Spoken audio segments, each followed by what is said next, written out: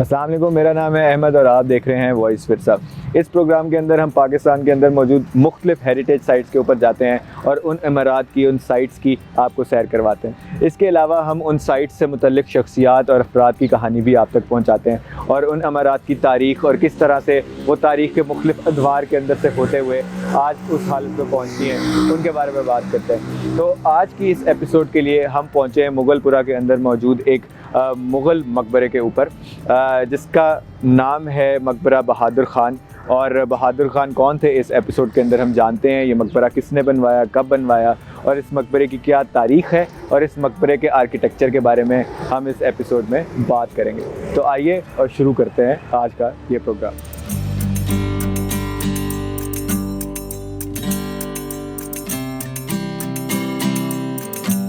नवाब बहादुर ख़ान का पूरा नाम काफ़ी लंबा चौड़ा है, इनके नाम के साथ काफ़ी सारे अलकाबात लगे हुए हैं। तो अगर हम इनके सारे अलकाबात मिलाकर उनका पूरा नाम पढ़ें तो वो कुछ यूँ बनता है: ख़ाने जहाँ, नवाब बहादुर, ज़फ़र, जंग, कोकलताश।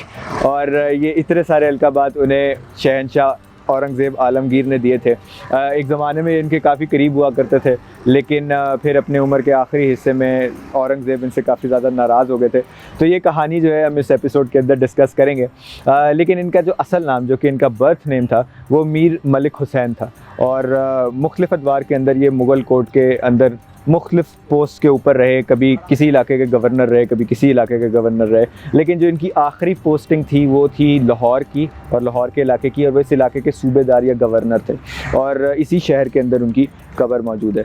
तो आइए इस मकबरे को भी देखते हैं और इन शख्सियत की कहानी को भी मज़ीद डिटेल के अंदर जानने की कोशिश करते हैं। नवाब बहादुर ख़ान की कहानी उतार और चढ़ाव से भरपूर है। नवाब बहादुर ख़ान औरंगज़ेब आलमगीर के ज़माने में ही पावर की पोजीशंस के अंदर आए और उन्हीं के ज़माने में ये पावर की पोजीशन से बाहर गए। इनकी जो आगाज़ में जो सबसे पहली मेजर पोस्टिंग थी वो थी दक्कन के गवर्नर की हैसियत से। ये वो इलाका है जो कि आज के साउथ इंडिया के अंदर मौजूद है। इसके अंदर बहुत सी मुख्तलिफ़ रियासतें हैं, ख़ास तौर पे जो हैदराबाद का इलाका है या जो इसके साथ साथ मज़ीद इलाके लगते हैं वहाँ पर, वो इस रीजन के अंदर आते हैं। औरंगज़ेब आलमगीर ख़ुद भी एक ज़माने में दक्कन के गवर्नर रह चुके थे या सूबेदार रह चुके थे, तो इस लिहाज से ये काफ़ी बड़ी पोजीशन थी। और औरंगज़ेब ने अपने ज़माने में जो कैपिटल था मुगलिया सल्तनत का, वो भी औरंगाबाद में शिफ्ट कर लिया था, जो कि आज की इंडिया की स्टेट महाराष्ट्र के अंदर मौजूद है और towards the south end of India वो आता है। जबकि उससे पहले कैपिटल मुग़ल सल्तनत का आगरे में था, एक ज़माने में लाहौर में भी रहा और फिर बिलाखिर औरंगज़ेब के बाद मुख्तलिफ़ ज़मानों से होता हुआ दिल्ली पहुंच गया और वहीं पर मुगलिया सल्तनत का बिलाखिर इख्तिताम हुआ।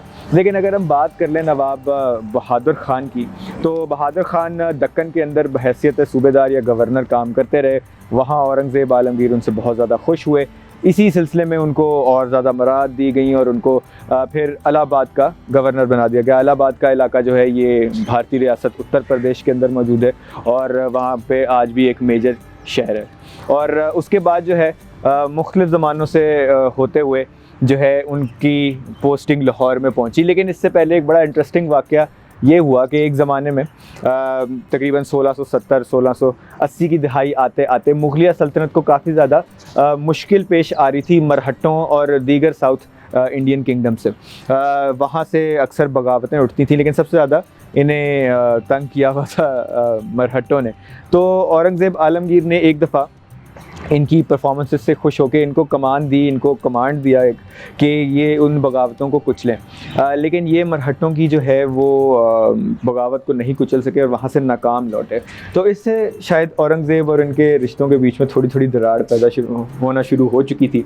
और फिर उसके बाद जो है उन्हें लाहौर भेजा गया। सन 1691 के अंदर जो है उन्होंने लाहौर में अपनी सूबेदारी का आगाज़ किया और उसके बाद तकरीबन 1693 के अंदर उन्हें इस पोजीशन से हटा दिया गया।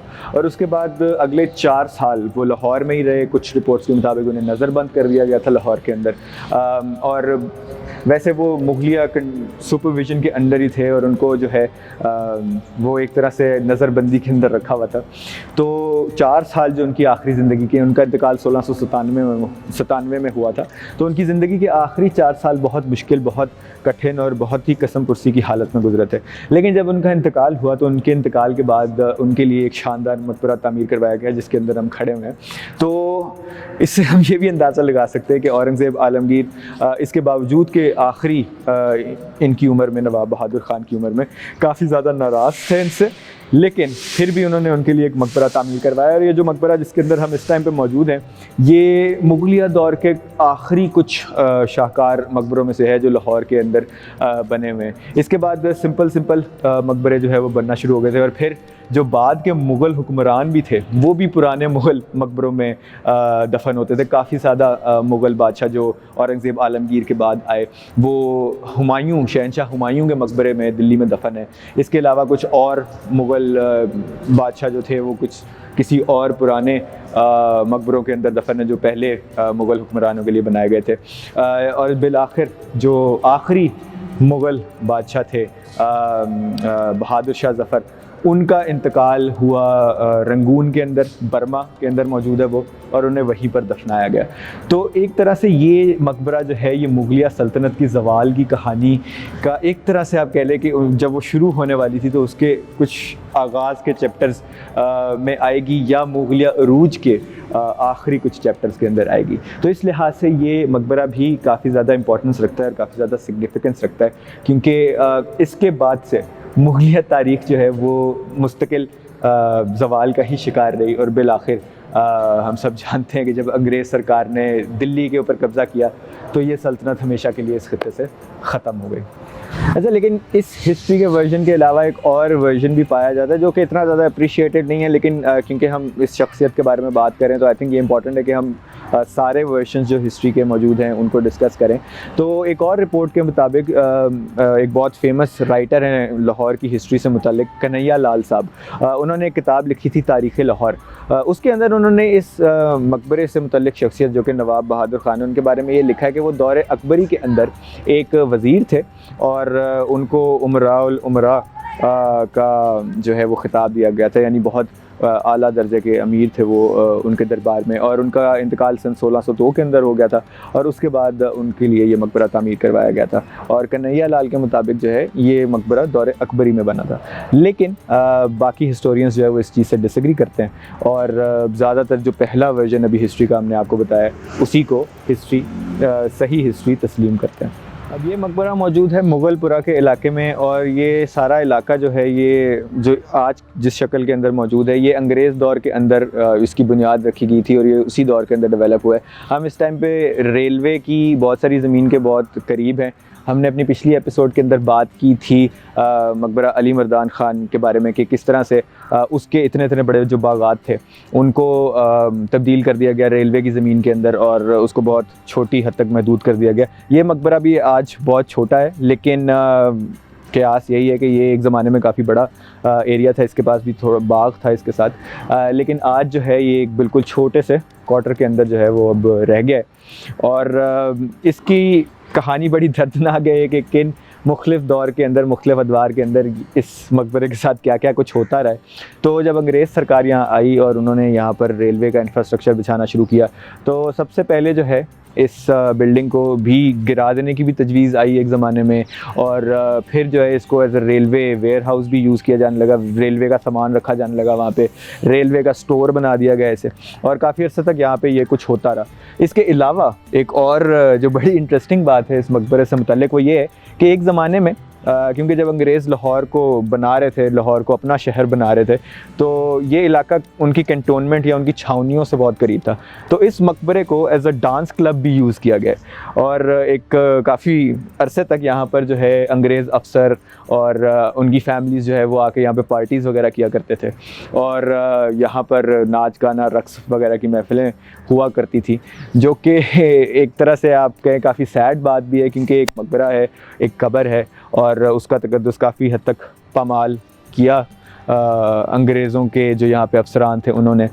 लेकिन ये एक सबक भी है कि अगर आप अपनी इमलाक का ख़्याल, अपनी जो विरासत है उसका ख्याल नहीं रखेंगे तो जब दूसरे अंदर आते हैं तो वो फिर उसका बड़ा बुरा हाल करते हैं। और अंग्रेज़ों ने जगह जगह यहाँ पर जो जितनी भी हमारी हेरिटेज साइट्स हैं उनके ऊपर इसी तरह उन्होंने किया है और उनकी बर्बादी और उनकी जो तनज़्ज़ुली है उसमें अपना पूरी तरह से हिस्सा डाला है। ऑल्दो कुछ इमारतों के ऊपर अंग्रेज़ सरकार ने कुछ पैसा भी खर्च किया उनके बचाव और उनकी सेफ्टी के लिए, लेकिन एट लार्ज अंग्रेज़ों ने ज़्यादातर जो है वो मुख्तलिफ़ मकाबिर, मुख्तलिफ़ स्ट्रक्चर्स जो कि मुगलिया दौर के थे उनको काफ़ी बुरे तरीके से इस्तेमाल किया। तो ये एक तरह का सबक है कि आज़ादी काफ़ी इम्पॉर्टेंट होती है, इसलिए उसकी कदर करनी चाहिए। और आज हम एक आज़ाद मुल्क के अंदर रह रहे हैं तो ये जो विरसा है हमारा, इसको संभालने की ज़रूरत है, इसका ख्याल रखने की ज़रूरत है। तो इस चीज़ का हमेशा ध्यान रखा करें जब भी आप किसी हेरिटेज साइट के ऊपर जाते हैं, या जनरली भी हम सबको इस चीज़ में अपना हिस्सा ज़रूर डालना चाहिए ताकि जो विरसा है उसकी हिफाजत करें और उसको अगली आने वाली नस्लों के लिए भी बचा कर रखें। अच्छा जी, तो मैंने अभी ये विरसे की हिफाजत वाली बात क्यों कही थी और उससे पहले अंग्रेज़ सरकार वाली कहानी और डांस क्लब वाली कहानी भी आपको इसलिए बताई थी कि विरसे की हिफाजत करनी चाहिए। और ये बात मेरे ज़हन में इसलिए आई क्योंकि आप जिस भी हेरिटेज साइट पे जाएं वहाँ पे आपको इस किस्म की चीज़ें नज़र आती हैं, वॉल चॉकिंग या जो गंद लोग दीवारों पे मचा के जाते हैं। अब बेशक आपको पाकिस्तान से बहुत ज़्यादा प्यार होगा, लेकिन पाकिस्तान से प्यार की निशानी ये है कि आप इसकी हिफाजत करें, ना कि इसकी कीमती इमलाक के ऊपर आके आप जो है वो झंडे बनाएं। अब ये सबा और बाबा जी जो भी हैं, अगर आप देख रहे हैं तो आइंदा किसी हेरिटेज साइट के ऊपर जो है वो इस तरह की हरकत ना कीजिएगा। और अगर कोई और भी हमें देख रहे हैं, हमारी ऑडियंसेस, तो प्लीज़ मेक श्योर कि आप जब भी किसी हेरिटेज साइट जाएं तो इस किस्म की हरकतें ना करें। और जो कोई थोड़ी बहुत रेस्टोरेशन एफ़र्ट्स होती हैं हमारे मुल्क में इन साइट्स के ऊपर, उनका ख्याल रखें कि जो भी स्टेट का पैसा लग रहा है वो आपका ही पैसा है at the end of the day, तो उसकी भी कदर करें। तो ये एक छोटा सा मैसेज था जो मैं देना चाह रहा था। उम्मीद करता हूँ कि आप लोग इस पे अमल करेंगे। तो जी, अगर हम इस मकबरे की आर्किटेक्चर के बारे में बात कर लें तो जिस तरह कि आप देख सकते हैं कि ये मकबरा भी एक रेस्ड प्लेटफॉर्म के ऊपर बना हुआ है, यानी कि इसको ज़मीन से उठा के ऊपर बनाया गया है। और हमने पहले भी काफ़ी मकबरे कवर किए हैं, जैसे कि अली मर्दान ख़ान का, आसिफ ख़ान का, वो भी इसी स्कीम के ऊपर बने हुए हैं कि ज़मीन से ऊपर उठा के जो है ऊपर मकबरा बनाया गया है। और ये भी उन्हीं दोनों मकबरों की तरह ऑक्टेगनल है, यानी कि इसके 8 कोने हैं और इसके 8 आर्चेज़ यहाँ पे बने हुए हैं जो कि आप सामने देख सकते हैं। और उन आर्चेज़ के अंदर जो है वो मुख्तलिफ डिज़ाइंस बनाए गए हैं, मुख्तलिफ काम किया गया आर्ट वर्क। तो आइए ज़रा उनको करीब से देख लेते हैं एक बार और फिर उनके ऊपर बात करते हैं। जी, तो जिस तरह आप ये देख सकते हैं कि काफ़ी बड़ी सारी आर्क है जो कि मेन एंट्रेंस के ऊपर बनाई गई। इसी तरह की बाकी आर्चेस भी इसी तरह की हैं और इनके बीच में इस तरह नीशेस बनाई गई हैं। जिस तरह आप यहाँ देख सकते हैं कि ये जो जगहें हैं जो दीवार के अंदर बनाई गई हैं, इनको नीशेस कहते हैं। इनको आप कोई भी और नाम दे सकते हैं। तो बेसिकली ये जो जगह हैं ये बनाई जाती थी, इनके अंदर आर्ट वर्क किया जाता था। मेरा गुमान ये है कि इस वाले मकबरे के ऊपर मोज़ेक वर्क हुआ था in comparison to painting fresco वाला काम। इसके ऊपर मोज़ेक काम हुआ था, लेकिन ये मेरा अंदाज़ा ही है, हो सकता है कि यहाँ पे फ्रेस्को काम भी हुआ हो। क्योंकि अगर आप इसकी ऊपर वाली साइड पे देखेंगे आर्च की, तो वहाँ पे आपको आसार नज़र आएंगे कुछ पुराने फ्रेस्को वर्क के। ज़्यादातर तो मिटा दिया हुआ है अब जो इसकी रीसेंट रेस्टोरेशन है उसके अंदर, लेकिन कुछ दूसरी साइट्स के ऊपर, कुछ दूसरी आर्क्स के अंदर थोड़े से निशान मौजूद हैं, वो भी हम आपको दिखाएंगे। तो ये जितनी भी नीशेज़ आपको खाली यहाँ पे नज़र आ रही हैं इस टाइम पे, इनके अंदर एक ज़माने में नहायत खूबसूरत डिज़ाइंस मौजूद थे और नहायत खूबसूरत जो है वो आर्ट वर्क मौजूद था, जो कि अब वक्त के साथ साथ जो है वो यहाँ से ख़त्म हो चुका है।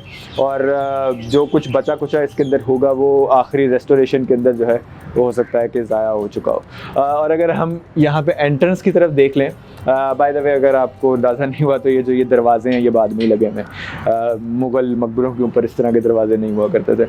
तो अगर हम यहाँ पे स्कीम देख लें तो यहाँ पे फिर एक जो है वो आर्च है, लेकिन ये आर्च जो है ये डिज़ाइन के अंदर बनाई गई है। इसके अंदर छोटे छोटे सेमी आर्क्स जो हैं या आर्क्स जो हैं वो दोबारा बनाए गए हैं। और इसके अंदर भी आप देखें तो ये थोड़ी सी एक कैविटी है, एक दरवाज़ा और सेंट्रल हॉल के बीच में ये आर्च के अंदर थोड़ी सी जगह रखी गई है।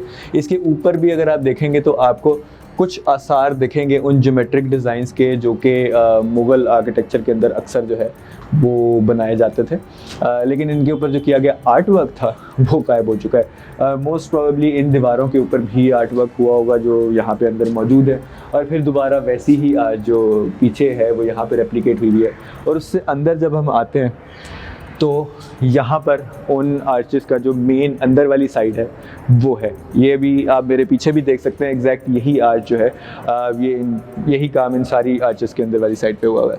तो वहाँ पर जो है एक छोटा सा आप समझ लें एक आर्च के अंदर एक नीश गुम्बद नुमा आधा जो है वो बना के, तो वहाँ पर इस तरह के डिज़ाइंस बनाए गए। और यहाँ पर भी आप अगर देखें तो सारी जितनी भी नीशेज़ हैं, ये हो गई या ये वाली हो गई, इन सब के अंदर आर्ट वर्क हुआ था। इस अंदर वाली साइड पे मोस्ट प्रोबेबली फ्रेस्को का काम हुआ होगा जो कि पेंटिंग का काम होता है। और इसके अलावा मतलब आप अगर ऊपर देखेंगे तो ऊपर भी आपको रोशनी के लिए या जो भी गैलरी आप उसे समझ लें, एक और आर्च बनी हुई है जो इस नीचे वाली आर्च के ऊपर बनाई गई है, ऊपर वाली मंजिल के ऊपर। तो ये बेसिकली इसकी स्कीम ये है कि डबल स्टोरीड है, एक ग्राउंड फ्लोर है, इसके ऊपर फिर एक इसकी पहली मंजिल है। तो ये सारी आर्चेज इस तरह बनाई गई हैं कि हर साइड पे जो इसके आठ साइडें बनाई गई हैं, हर साइड पे एक आर्च हो, वो 2 मंजिला हो, नीचे भी उसके एक आर्च हो और ऊपर भी उसके एक आर्च हो, ठीक है। और दोनों जगह से जो है वो रोशनी जो है आती रहे अंदर, और हवा का भी गुजर बसर हो यहाँ पे। तो ये बेसिकली इसकी स्कीम है, इसकी आर्किटेक्चरल स्कीम है। और ये सारी आर्चेज जो हैं अंदर इस सेंट्रल हॉल के अंदर खुलती हैं जहाँ पे ये कब्र मौजूद है। अब ये कब्र जो है इन ऑल प्रोबेबिलिटी, और मैं तकरीबन 100% श्योर हूँ इस मामले में कि ये जो है ये बाद के अंदर बनाई गई कब्र है, क्योंकि ये ईंटों से बनी हुई है। उस ज़माने में, मुग़लों के ज़माने में इस तरह की कब्रें मौजूद नहीं होती थी। और जिस तरह हमने अपनी पहली बहुत सारी एपिसोड्स के अंदर बात की है सीनोटाफ्स की, सो सीनोटाफ प्रॉबेबली इस मज़ार के अंदर भी मौजूद रहा होगा, इस मकबरे के अंदर भी मौजूद रहा होगा।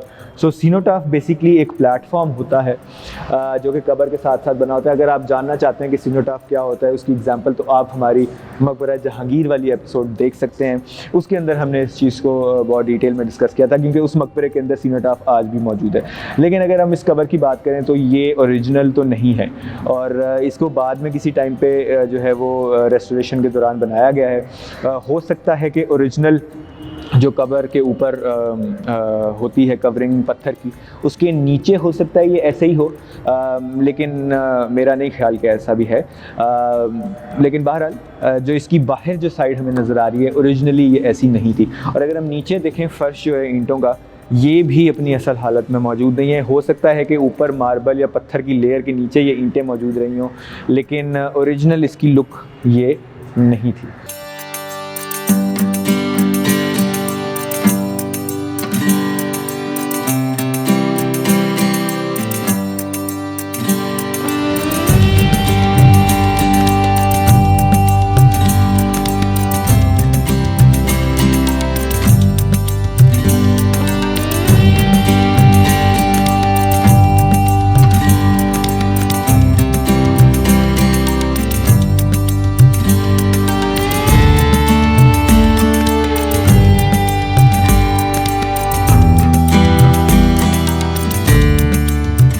अच्छा जी, तो अब हम चलते हैं इस मकबरे की ऊपर वाली मंजिल के ऊपर, जो ये सीढ़ियाँ जाती हैं ऊपर वाली मंजिल पे। आइए चलते हैं।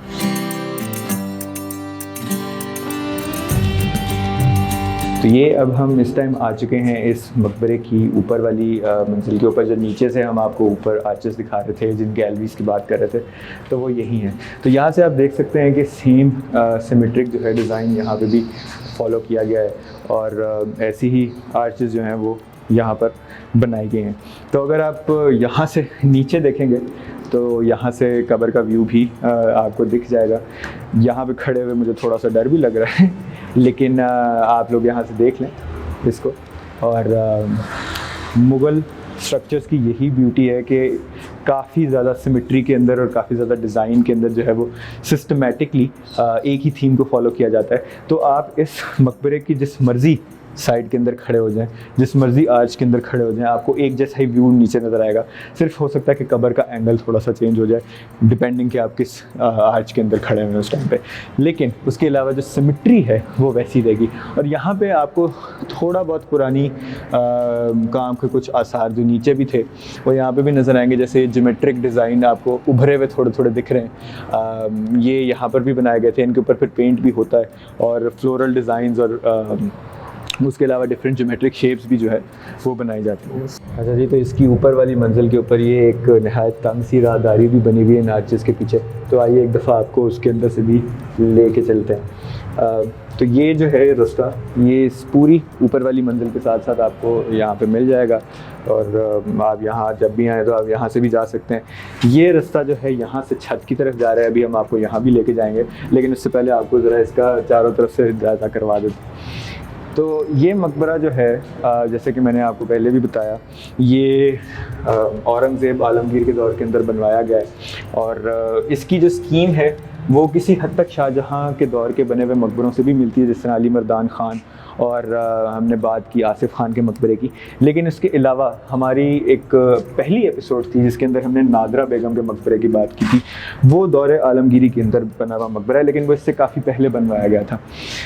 तो उस मकबरे से भी इसकी काफ़ी ज़्यादा मुशाबत है, ख़ास तौर पे इसके इंटीरियर की, क्योंकि उसके अंदर भी ऐसा ही डिज़ाइन रखा गया कि ये ऊपर आर्चेज़ और इस तरीके से बनाया गया। अली मर्दान ख़ान और आसिफ़ ख़ान के मकबरों के अंदर ये फ़र्क है कि वो एक ही सिंगल व्यू ऊपर जाती है, डोम पूरी ऊपर तक, और एक ही सेंट्रल हॉल है। लेकिन इनके अंदर ये ऊपर वाली गैलरीज वाला कॉन्सेप्ट और ऊपर वाली आर्चेज़ वाला डबल स्टोरी इस तरह से बनाने का कॉन्सेप्ट जो है वो इन मकबरों के अंदर पाया जाता है, जो कि दौर आलमगीरी के अंदर बने हैं। यहाँ से आप हम मेरे पीछे देख सकते हैं कि काफ़ी सारे घर भी हैं और काफ़ी सारी और बस्तियाँ हैं। ये तमाम जो इलाका है जो मुगलपुरे का, जिस तरह मैंने पहले बताया, ये अंग्रेज़ों के ज़माने के अंदर ही बना हुआ है। पहले इस मकबरे के इर्द गिर्द भी बाग रहा होगा, डेफिनेटली रहा होगा, लेकिन आज आप देख सकते हैं कि पीछे घर हैं और घरों से पीछे जो है वो रेलवे की ज़मीन है, जिसके ऊपर कुछ जगहों पे दरख्त है, कुछ जगहों पे पटरी हैं, कुछ जगहों पे वेयर हाउसेस बने हुए हैं। तो ये मकबरा आज आप यहाँ पे आ सकते हैं, आसानी से आ सकते हैं और इसको देख भी सकते हैं, लेकिन जब भी आप यहाँ आएँ तो एक दफ़ा ज़रा इस जगह पर खड़े होकर ये व्यू ज़रूर लीजिएगा कि जितनी पीछे जगह है एक ज़माने में ये भी इसी मकबरे के कॉम्प्लेक्स का हिस्सा रही होगी। ठीक है जी, तो अब हम पहली मंजिल से जा रहे हैं इस मकबरे की छत के ऊपर और वहाँ से आपको इसके इर्द गिर्द का नज़ारा भी दिखाएंगे और इसके गुंबद का भी आपको थोड़ा करीब से डिज़ाइन वगैरह दिखाएंगे। यहाँ से ज़रा झुक के आना पड़ता है क्योंकि नीचा है। तो जी, अपने सर को बचाते हुए और अपने बाकी हिस्सों को भी बचाते हुए हम आ गए हैं इस टाइम पे इस मकबरे की छत पे। हमारे दाईं साइड के ऊपर जो है इस मकबरे का गुंबद मौजूद है और हमारी बाईं साइड पे जो है वो इर्द गिर्द की आप आबादियाँ देख सकते हैं और उसके पीछे आपको रेलवे ट्रैक्स भी नज़र आ जाएंगे, जिनकी मैं बात कर रहा था कि यहाँ पर अब ये रेलवे की ज़मीन है ज़्यादातर। कुछ रिपोर्ट्स के मुताबिक ये जो आप प्लेटफॉर्म देख रहे हैं इनके ऊपर मीनार बने हुए थे एक ज़माने में, जो कि अब यहाँ पर मौजूद नहीं है, बाकी नहीं रहे। लेकिन कुछ तारीख़ी किताबों में इस बात का रेफरेंस भी मिलता है कि इस मकबरे पे भी 8 कोनों के ऊपर 8 मीनार थे, जिस तरह के हमने अपनी आखिरी एपिसोड के अंदर डिस्कस किया था with regards to the tomb of Ali Mardan Khan. तो यहाँ पर भी वैसे ही कुछ मीनार मौजूद थे, लेकिन अब आप देख सकते हैं कि यहाँ पे वैसा कुछ भी नहीं है। अभी कुछ अर्सा पहले जो है इस मकबरे के ऊपर कुछ रेस्टोरेशन का काम हुआ है, तो उसके अंदर इसकी थोड़ी बहुत शेप जो है वो दोबारा साफ़ सफाई की गई है, लेकिन उसका एक थोड़ा सा रिज़ल्ट ये निकला कि जितना आर्ट वर्क जो ओरिजिनल कहीं बाकी रह गया था वो भी ख़त्म हो गया। तो ये एक थोड़ी सी चीज़ है जो इस पर्टिकुलर मकबरे के साथ हुई है। अब अगर आप इस गुंबद के साथ साथ देखेंगे तो इस गुंबद के साथ साथ भी आपको एक पूरी लाइन दिख रही होगी नीशेस की, इन खाली जगहों की जो थोड़ी थोड़ी अंदर इंप्रेशन गए हुए हैं। तो इसके ऊपर आर्ट वर्क हुआ हुआ था। यहाँ पे मेरा दोबारा गुमान है कि हो सकता है यहाँ मोज़ैक वर्क ही हुआ या फ्रेस्को वर्क भी हुआ हो सकता है। ये कोई आर्किटेक्ट या कोई आर्किटेक्चर के सब्जेक्ट का स्टूडेंट, कोई एक्सपर्ट या कोई आर्ट वर्क का, मुग़ल आर्ट वर्क का एक्सपर्ट जो है वो ज़्यादा बेहतर बता सकता है कि किस किस्म का वर्क हुआ होगा यहाँ पे। लेकिन ये बड़ी नीशेस भी आप देख लें, इनके अंदर भी आर्ट वर्क हुआ हुआ था और चूँकि आज यहाँ पे मौजूद नहीं है। और इसके जो गुंबद के ऊपर भी काफ़ी एक्सटेंसिव आर्ट वर्क हुआ होगा, क्योंकि जितने भी मुग़ल मकबरे हैं उनके ऊपर गुंबद के ऊपर भी डिज़ाइंस होते हैं मुख्तलिफ़ किस्म के।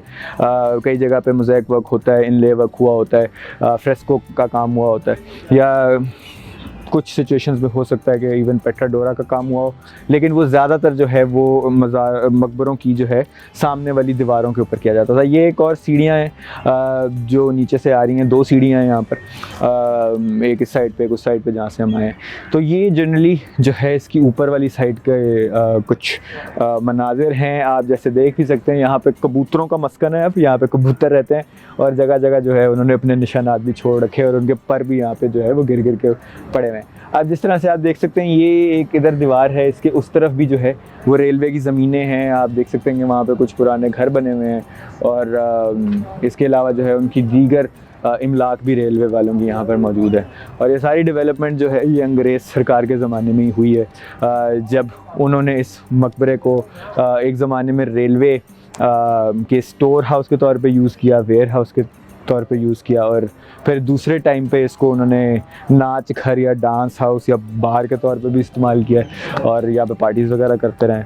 तो ये इस मकबरे की थोड़ी सी मुख्तसर सी तारीख़ है और ये इस मकबरे के थोड़े से कुछ मनाज़िर हैं इसकी मुख्तलिफ़ जगहों के, जो हम आपके सामने जो है अभी पेश कर रहे हैं। कुछ सजेशंस जो हमेशा हम देते हैं, जिस तरह मैंने पहले भी बात की, आप जब भी आएँ किसी मकबरे के ऊपर या किसी भी आसार कदीमा की साइट के ऊपर, तो वहाँ पर खुदारा गंद ना मचाइए, वहाँ पर लकीरें ना खींचिए दीवारों पे, कुछ बॉल चॉकिंग ना कीजिए।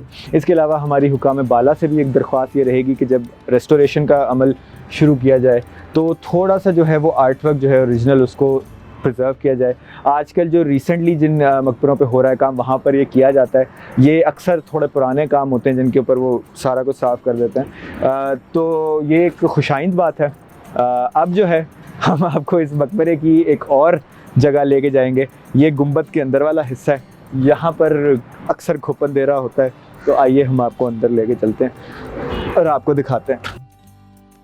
ठीक है जी, तो इस टाइम हम आ चुके हैं इस मकबरे के सबसे ऊपर वाले हिस्से के अंदर, और यहाँ पर जो है आप देख सकते हैं कि काफ़ी खाली जगह है और ऊपर तक ये बड़ा सारा गुंबद जो आप बाहर से देख रहे हैं ये उसकी अंदर वाली साइड है।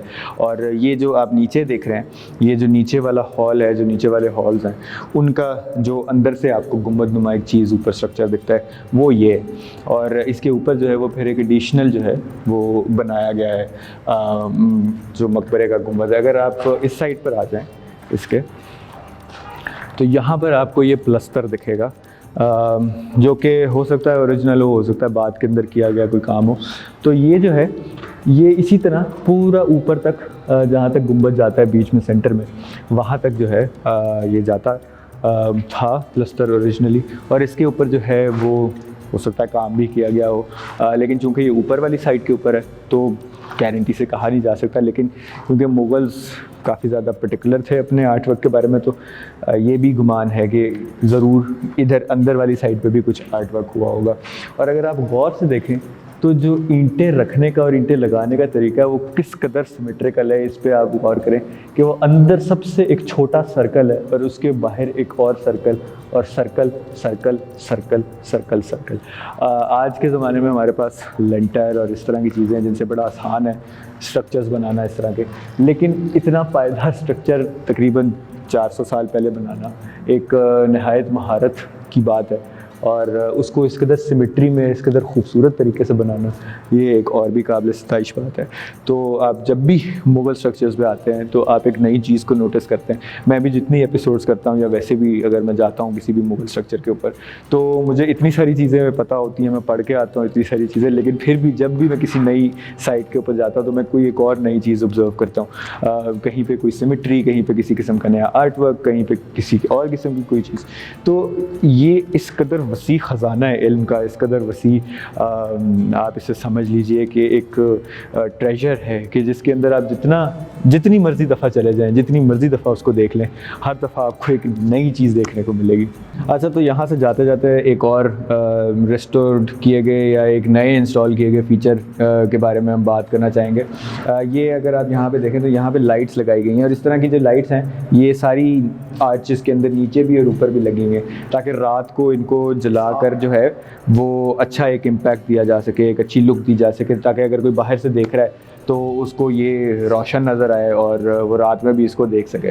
तो ये आई थिंक एक अच्छा स्टेप है और हेरिटेज के अंदर लोगों का इंटरेस्ट डेवलप करने के लिए काफ़ी खुशाइंद चीज़ है और आई होप कि इस तरह के और इनिशिएटिव्स भी जो है वो डिपार्टमेंट लेता रहे। तो जी ये आज की एपिसोड थी और इस एपिसोड के अंदर हमने कवर किया बहादुर ख़ान का मकबरा। हमने बहादुर ख़ान की ज़िंदगी के हालात वाक़यात भी थोड़े बहुत आपके साथ डिस्कस किए, उनके हवाले से जो मुख्तलिफ़ रिपोर्ट्स हैं हिस्टोरिकल अकाउंट्स के अंदर वो भी आपके साथ शेयर की। अब ज़्यादातर मसला ये है इनकी शख्सियत के साथ कि इनके बारे में तारीख़ में ज़्यादा कुछ लिखा नहीं गया। एक बड़ी अच्छी बात है या बड़ी मशहूर बात है या रियलिस्टिक बात है कि विक्टर्स राइट द हिस्ट्री। तो जब भी तारीख़ लिखी जा रही होती है तो वो लोग जो पावर में होते हैं या वो लोग जो उस टाइम पर अच्छी गुड बुक्स में होते हैं, उन लोगों के जो पावरफुल होते हैं, तो उनके बारे में ज़्यादा लिखा जाता है। तो चूँकि ये जो शख्सियत हैं ये अपनी ज़िंदगी के आखिरी कुछ सालों में औरंगज़ेब आलमगीर की गुड बुक से निकल चुके थे, तो हो सकता है इस वजह से भी इनके बारे में ज़्यादा कुछ ना लिखा गया हो। और फिर क्योंकि ये मकबरा काफ़ी देर तक जो है वो एक ऑब्सक्योरिटी में रहा, इसका कोई ज़्यादातर ध्यान नहीं किया गया काफ़ी अरसे तक, लंबे अरसे तक, तो इस वजह से भी हो सकता है कि इनकी शख्सियत जो है वो तारीख़ ने भुला दी हो। और एक तरह से जिस तरह इस एपिसोड के शुरू के अंदर भी हमने बात की थी एक जगह पे कि ये मकबरा एक तरह से एक गेटवे है मुग़लिया तारीख़ की ज़वाल की तरफ, क्योंकि ये अरूज के कुछ आखिरी साल थे औरंगज़ेब आलमगीर की हुकूमत के भी आखिरी हिस्से की तरफ ये मकबरे की कंस्ट्रक्शन आती है तकरीबन 1697 के अंदर, right after the death of Bahadur Khan, और तकरीबन 1 साल के अंदर ये मकबरा तामीर हुआ है। लेकिन ये उसी दौर के अंदर है जब मुग़लिया अरूज जो है वो फाइनली ज़वाल की तरफ आ रहा था। और ये मकबरा है जिसके अंदर ये पूरी कोशिश की गई है कि जो मुग़लिया दौर की अज़मत है, जो मुग़लिया दौर की ग्रेटनेस है, उसको बचा के उसकी कंस्ट्रक्शन की जाए अच्छे तरीके से। लेकिन फिर भी अगर हम बाकी मुग़ल स्ट्रक्चर्स या मुग़ल मकबरे जो इससे पहले बनवाए गए हैं उनसे कंपेयर करें इसको, तो ये काफ़ी हल्का थोड़ा सा नज़र आता है। और इसके अंदर भी ये भी एक वजह हो सकती है कि क्योंकि ये पर्सनैलिटी थोड़ी फेवर से निकल चुकी थी बहादुर ख़ान की, तो इस वजह से इनका ज़्यादा अच्छा मकबरा ना बनवाया गया। लेकिन अगर फिर भी हम देखें तो ये वो दौर है जब मुग़लिया शान व शौकत और ठाट बाट जो है वो अब इख्तिताम की तरफ आ रहा था। तो ये आज की कहानी थी, ये आज की शख्सियत थी।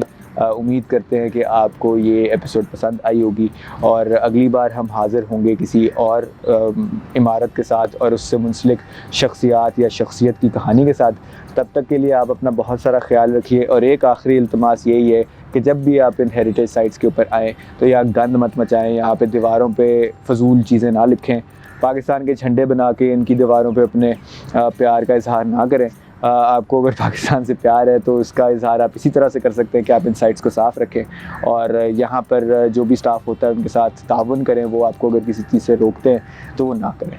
अपना बहुत सारा ख्याल रखिएगा। खुदा निगहबान।